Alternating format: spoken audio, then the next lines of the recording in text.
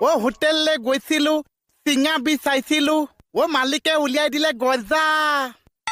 পাগলটো অ মালিকে উলিয়াই দিলে গজা এয়া মায়ে বাচ্চাদা সঁচাই মম লগা অ হাঁহিটো তাতো কৈ মজা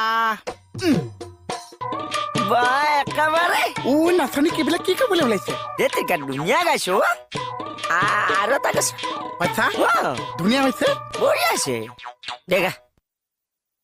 অ বহুত গৰম পৰিছে মম দাদাহঁত অ গৰমত নামাৰিবা গতা